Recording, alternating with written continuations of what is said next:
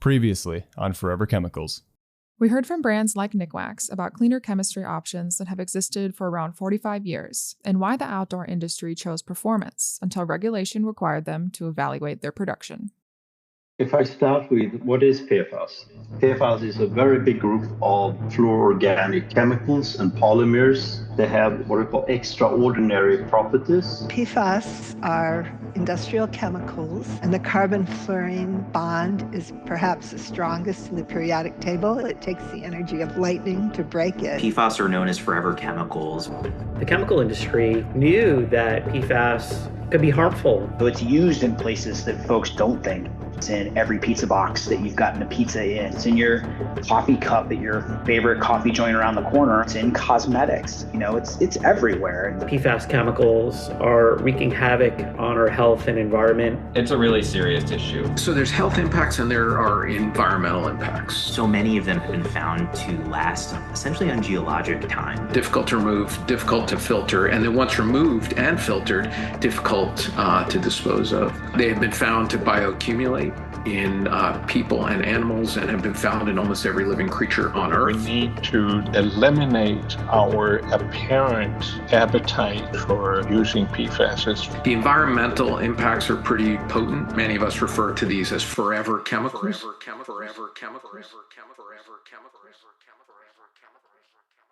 The goal of this series is to provide useful information for consumers regarding PFAS, specifically within the outdoor industry, but also for those of us working in the industry.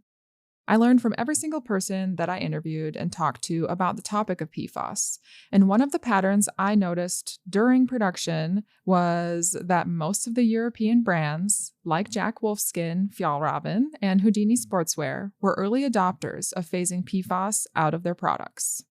As early as 2009, some of these brands had already begun, or at the very least, made the decision to remove harmful chemicals from their product line. This begs the question, what took the rest of the industry so long to catch up when there were several examples of success just across the ocean? To get a full picture and understanding of the answer to that question, let's take a look at what inspired European companies to remove PFAS without the pressure of regulation. So my name is Eva Carlson. I am the CEO and co-founder of Houdini Sportswear. Houdini is a Swedish outdoor brand based in Stockholm. It's been around for 30 years. We're designing our business to stay within planetary boundaries and moving towards regenerative, which means that every chemical, every chemistry that has no place in the natural world should be avoided. And if we, for some reason, realize that there are some chemistry that will be a contaminant in nature, then it has to be a closed system. But looking at what we have been achieving so far, many times, there are alternatives, maybe not even something that you have to innovate, but rather just find and then test thoroughly so that you know that you're doing a substitution that makes sense into something better. Brands like Houdini align with something known as the Planetary Boundaries Framework. According to the Stockholm Resilience Center, the planetary boundaries concept presents a set of 9 planetary boundaries within which humanity can continue to develop. They were first proposed in 2009 and have since been revised several times. If you want to learn more about the development of the 9 planetary boundaries, go to stockholmresilience.org. The link is in the show notes. Chemistry is a given to focus on. So there's a lot of education from our side, and that then makes it possible for our suppliers to also support other brands in transitioning as well. But there are, of course, some cases where we'd rather stay with a partner and support them on the journey to PFAS-free rather than drop that partner that has been maybe around for a long, long time with us. That is actually one example, a little story from our PFAS phase-out process. We have fantastic Japanese suppliers for our shell layers, and we had been working with them for a long, long time to move from linear to circular, meaning that we have recycled fibers going into the fabrics and then making monomaterial designs so that those fibers can go back into recycling and be used again for new textiles. And that's textile to textile recycling then. And they were using PFAS in their DWRs, not in the membranes. It was a polyester membrane, which is how we could design monomaterial and circular, but they were using PFAS. We could have moved to another factory or other factories, other suppliers, and do a quick fix to the PFAS problem that we had. We would then move from circular to linear. So we decided together with our partners to support them on the journey. It took a few more months, but we could remain partners with our circular design intact. It might sound like a given, but at that time, Greenpeace was really active in criticizing our industry, which I think they did absolutely right in doing. So you might say it was a risk from our side to not just switch to PFAS-free, because nobody cared at the time about circularity. But we didn't do that. We stayed true to our values and to the science that we know was right, staying with circular and taking a few more months to move from PFAS to PFAS-free. And when we talked to Greenpeace about this, they were absolutely agreeing with us. So there's sometimes less risk than you think about doing the right thing and taking the proper time in order to move towards a better alternative. As Eva mentioned in her interview, Greenpeace was also highly critical of the outdoor industry's use of PFAS. The challenge with PFAS, particularly on DWR, is this level of performance. We had an incredibly high degree of performance, of which our industry is based on performance. We had an easy-to-use chemistry, generally easy to use than the alternatives, and it was less expensive.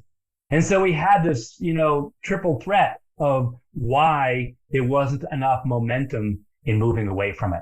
So regulation, what it did is it finally kicked us in the fanny. I would say two things did. One is regulation, but the second was the work of Greenpeace. And as much as I'm not sure I want to admit that, but it was great when Greenpeace said, hey, outdoor industry, chemistry for any weather. They wrote that report, and it was the real driver for getting the work to happen. Now, the good news is the outdoor industry is very good at collaborating, because if we all tried to solve this PFAS problem on our own, we would never have gotten there. In 2012, Greenpeace released a report titled Chemistry for Any Weather. Within this report, they aligned with the scientific knowledge that PFAS are hazardous to human and environmental health, urging the outdoor industry to halt the use of PFAS in processing their products. You can read the full report in the show notes, but within the conclusion of their report, Greenpeace gave a very distinct and clear call to action. Quote, "The outdoor clothing industry presents a very flattering image of itself and expresses commitment to environmental protection in numerous publications and promotional activities. However, the Greenpeace investigation described here points to the mismatch between assertion and action. The industry is still far from reducing its use of hazardous chemicals to zero, and thereby ending its pollution of waters and drinking water. Water is a scarce and threatened resource in many regions of the world. Outdoor clothing brands make the consumers of their products unwitting assistants in releasing perfluorinated compounds into the environment. The outdoor clothing industry is called on to ban hazardous substances such as PFCs from its production processes and immediately switch to safe functional alternatives wherever possible. The industry must immediately take steps to further develop safer alternatives and use them in production. Greenpeace calls on all manufacturers of outdoor clothing to immediately address this issue and begin phasing out the entire group of PFC compounds from their production." End quote. This report was released in 2012. California's ban on PFAS use in textiles goes into effect in 2025. My name is Regina Golla. I am the director for material management for apparel in Jack Wolfskin. We as an authentic outdoor brand, and Jack Wolfskin is very authentic and very sustainable in a way. For a very long time, it is part of our DNA. And let's say with the knowledge that we had at that time that those PFAS could cause serious diseases and they were not degradable anymore, we saw that as our mission to change them. And because we have our mission to protect the environment anyway, that's why it was our duty to ban those chemicals from our products. In episode 111 of the Outdoor Minimalist podcast, I sat down and interviewed Donna Bruns and Martine Axelhead from Fjallraven. Fjallraven is well known for its durable and functional outdoor equipment, and much like Jack Wolfskin and Houdini, once they knew the dangers of PFAS, they refused to turn a blind eye to the problem. We have always been, or for a very long time, looking into all kind of chemicals you add to a product for performance has been something we have evaluated and tried to phase out, because we believe to do a really durable product, it should not be based on any chemicals or treatments that you actually wash out or so. But sun protection. It doesn't last the long lifetime of the garment. Exactly. Because what are you really selling? Yeah. I mean, if you're just selling the first 10 washes, it doesn't really match with what we're trying to do as a brand. Mm. Or if you're selling something that doesn't really deliver for the next 10 years, again, what are we doing? What are we selling? Yeah. And also when it comes to hand feel, etc., we want the natural hand feel rather than an artificial hand feel made by chemical applied. So this was actually something that we found out, and based on that strategy, we also saw a multitude of different chemicals at the same time. But PFAS was, of course, the major, most obvious thing that we need to really focus on. Yeah, and it was one of the things that was a big aha moment, and that moment actually had us questioning all the other chemicals. Everything else kind of came second. And when we really understood, and Stefan Posner was kind enough to explain to us what is the effect of PFAS in nature to our water shelters, to waterborne organisms, and thus to animals. When he explained that to us, both Martin and I were quite clear on what the decision that we needed to make, even at that period. And that was so long ago. I can barely remember, but it was a long time ago. And that was kind of the start of that journey of like, if that's what this simple product is, we need to look into everything else that we're doing to understand more about that, so we are making the right choices. After gaining knowledge of how harmful PFAS chemicals can be, brands like Houdini Sportswear, Fjallraven, and Jack Wolfskin, all European companies, began investigating where PFAS could be found in their products and how they could effectively phase them out. And this wasn't going to be a fast or cheap undertaking.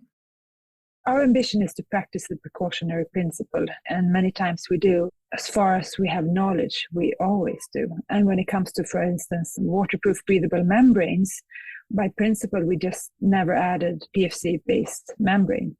But when we started looking into it, and I think that was in 2013, we realized that there were DWRs, of course, on shell layers of ours where PFAS was used. So we directly designed like a phase-out process so that we can, together with our supplier partners, phase out PFAS everywhere and find the right alternatives then to PFAS. And it was, I can add, it's quite a surprise, and I can imagine that there are other brands who might not have detected this yet, but there were actually even other types of garments where there's no need for a DWR functionality, but PFAS was still used as a chemistry. And I don't really know how that came about, but I can imagine that there's a lot of process chemicals that are fairly cheap, and they're sold by somebody to a factory, some kind of a quick fix or solution. So pushing a chemistry that has no place into production of apparel, where it's not even used as a selling point, but rather just it's there. So there was PFAS detected in shell layers and elsewhere, including wool garments. And that was all phased out then during the next few years. We committed ourselves already 2012 to ban the PFAS. Well, our goal was to ban it for 2020. And we achieved that goal for apparel already for 2019. 2020, we could follow with all the equipment gear, so tents, backpacks, sleeping bags. And from this year onwards, 2024, we could also say that the footwear will be PFAS, PFC free. I mean, how was that done? At that time, 2012, there was not any product on the market yet that was a good alternative, actually. So we committed ourselves on a time already where we were not even sure if we could achieve at all our goal. And it was a big challenge also because the industry, the chemical suppliers and the fabric suppliers, they were not ready yet, because why would they need to change something that was so easy for application, that was so cheap, that was so durable, that was so performing, to something that nobody knew what the outcome will be. And I mean, because nobody was forced to do that at that time, it was really a big resistance from the industry to persuade or to convince them to work on those. And we worked very, very closely also together with other brands to have more power, to have more possibilities to push the industry. And that at the end helped. Finally, that the industry realized, okay, we have to do something because it is a demand. And thanks God, let's say we did it right in time before we were forced to, because, I mean, everybody realized that it was a very, very long journey to find those alternatives. We ended up removing a lot of that because we realized this is not what makes great outdoor gear. This is not what makes a great outdoor experience. And what is interesting is that there is still a very strong focus on DWRs, the surface on waterproof products. But that's just one small part of it. So what we decided was to phase it out from everything, which is the big thing for us, which we tried to explain to colleagues in the industry and to consumers and retailers or whatever, that we have phased it out from day packs where you otherwise find it in the linings, or tents or sleeping bags or wallets. I mean, you find it everywhere. That has been a massive process because, again, most people are believing, or I think still many companies believe, that as soon as we get away with the DWR and change that to something else, we are done. But that's not really the truth. The overarching thing is that you don't necessarily need to replace if you choose the right constructed fabric, or you construct the product properly. So it doesn't mean that you need to replace it with something else. DWR, yes, that's a treatment that is needed for waterproof shell products. But in many other cases, you can actually find fabrics and solution that makes the product as good without adding. That has function by construction. And of course, that's sometimes a lot more complicated and a lot more expensive. But a lot of these functions can be replaced, or a lot of the chemical functions can be replaced by the way you weave a fabric, the way you put the product together. While this was happening in Europe, the US EPA had already banned, or at the very least began regulating, certain types of PFAS, such as PFOS and PFOA. And in 2012, they began monitoring PFAS in drinking water under the third unregulated contaminant monitoring rule. But there was limited, if any, regulation going into effect to push outdoor industry companies to evaluate their product lines for these harmful chemicals. Many scientists, like Arlene Bloom, founder of the Green Science Policy Institute, took matters into their own hands and reached out to companies within the industry to encourage them to understand the science and begin to develop alternatives. Well, we originally liked to think that industries could do it based on learning of the harm. And indeed, with the carpet industry, we were able to work with the leaders in the carpet industry, showed the harm of PFAS, and they actually decided to stop using it. And the regulation didn't come till a couple of years later. I mean, they may have known the regulation was on the way, but they decided a couple of years in advance. And certain leading companies, Keen has been a huge leader on PFAS, as you might know, that they stopped using it about 5 years ago and really worked to get it out of their supply chain. But the outdoor industry, we've worked with different industries, and I particularly, with my mountaineering background, have relationships in the outdoor industry, and they felt they needed the performance, and they did not want to stop using PFAS. And it was only with regulation, which is a level playing field, everyone has to, that they are stopping and indeed discovering that you can have perfectly good gear without PFAS, that it's not necessary, which is great.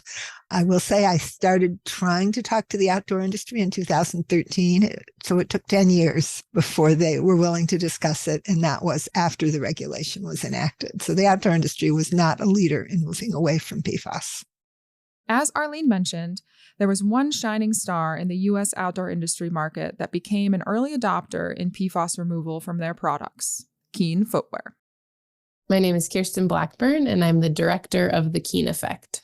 Keen is a 21-year-old family-owned, privately held footwear brand, and we make original shoes that last. And we have a value of consciously creating, and we've sort of lived by that and through that since we were founded 21 years ago.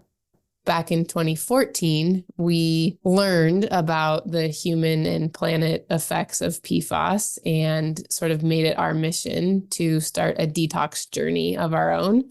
And so in 2014, we hired a chemist who was previously working in a testing lab in China. And we basically said, we want to eliminate PFAS. And then we extended it to the 6 classes of harmful chemicals. So one of our first steps was to understand where it was. And we basically took a bill of materials and we tested every single component of a pair of Keens, and then did that for almost all of our products and found that it was like in over 100 components. So when we think about it, we often think about like DWR applied on an upper material to repel dirt or water, but we found it in like everything from, things that are inside the shoe, like a toe box reinforcer, or even like threads and laces. And that was an eyes wide open moment for us where we were like, oh my God, this is everywhere. And 4 years later, we were free of PFAS. One of the co-founders of the ZDHC, Zero Discharge of Hazardous Chemicals, was a former colleague and friend of Kirk's. And I think Kirk had lunch with him or something and, introduced the idea of PFCs, now PFAS, and that kind of had a snowball effect. And then we did sort of, learn about the Greenpeace reporting and got connected with the Green Science Policy Institute and sort of started our own internal education from that moment in 2014. Kirk Richardson, who was leading the Keen Effect, although we weren't formally called that yet, him and another former colleague, Chris Enlow, they started talking about PFAS in 2014. Well, we called it PFCs then, but everyone was looking at them sideways, like, what are you talking about? The industry really didn't know, right, what it was or why it was bad, or that it was everywhere. What's even more impressive about Keen's early adoption is that they went up to their suppliers and had to convince them that it was the right move to make. Looking back across the Atlantic, brands like Jack Wolfskin experienced many of the same challenges when working with and educating their suppliers of these necessary changes. As the industry was kind of resistant in apparel, it was even more on the shoe side. So here as well, we had to convince the industry, also the chemical industry, to really work together with us to find all the alternatives. And that was actually the biggest part why it took so much longer on the footwear side. Besides those 2 years, the recent 2 years that blocked all of us, naming COVID, was something that obviously at that time it took a lot longer because the whole world had different problems to move that whole project forward.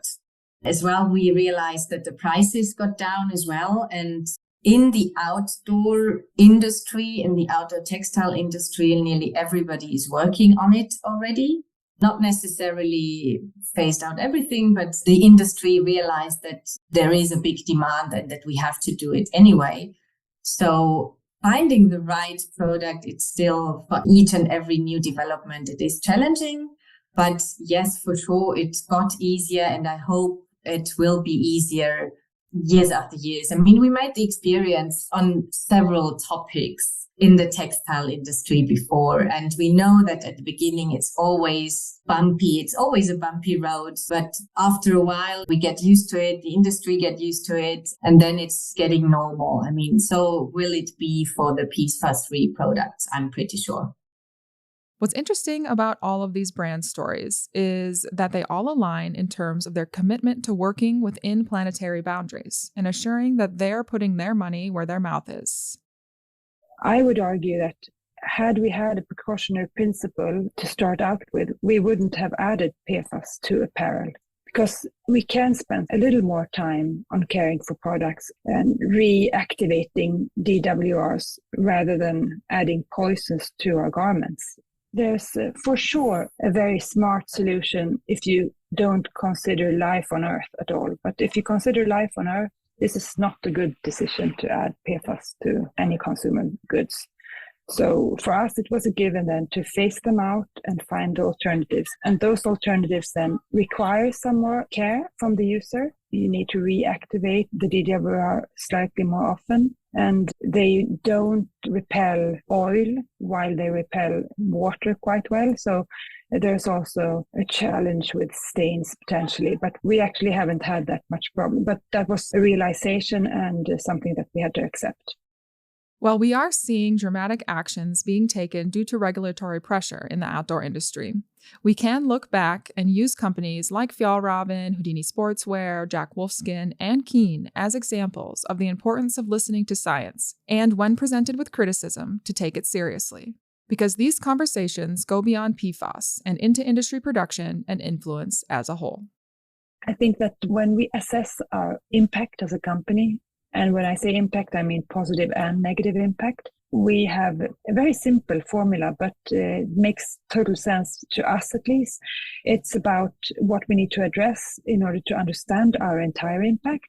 And that is, we have to look at how a product is designed and produced, of course, talking about circularity, chemistry, and all that. But then we also have to consider the volumes we produce and the volumes we push out on the market. And also then, from a user perspective, the wardrobe size that they need for their way of life. Is it a small or a huge wardrobe? And then the lifestyle we promote. All of those things, as lifestyle brands or outdoor brands, we have an opportunity and obligation to address all of that in our impact work. And maybe there's immense value or dramatic change in our impact towards the positive and reducing the negative if we start addressing volumes and lifestyle more, not only focusing on how the product is produced. It is important, but it's not the only thing. I would say the same holistic perspective we take on looking at environmental impact, where we not only look at carbon and climate, but use the planetary boundaries framework to understand our impact and understand how we can work with rather than against the biosphere. In the next episode, U.S. brands take center stage and discuss their approach when phasing out PFAS in their product lines and the influence regulation played in their decisions. If you want to learn more about what PFAS are, where they're found, the proven health effects, how you can limit your exposure, up-to-date news on PFAS, and how to get involved in PFAS regulatory efforts, visit toxicfreefuture.org, foodandwaterwatch.org, or pfascentral.org. SnapLink Consulting provided expert fact-checking and guidance for the creation of this podcast. SnapLink Consulting provides corporate sustainability strategies and ESG support across a broad range of industries, including apparel, footwear, home furnishings, software, cosmetics, professional services, and more. Head to snaplinkconsulting.com to learn more and contact the experts to guide you through complex topics like CSRD, PFAS, greenhouse gas assessments, SBTI, CDP, EcoVadis, B Corp, and many more compliance and certification frameworks. Forever Chemicals is a Black-Footed Ferret production. All the source material for this episode can be found in the show notes or at theoutdoorminimalist.com/foreverchemicals. As an independent podcast, we rely on listener support as our primary avenue for funding. If you like this show and our other content, consider donating to our GoFundMe. The link is in the show notes.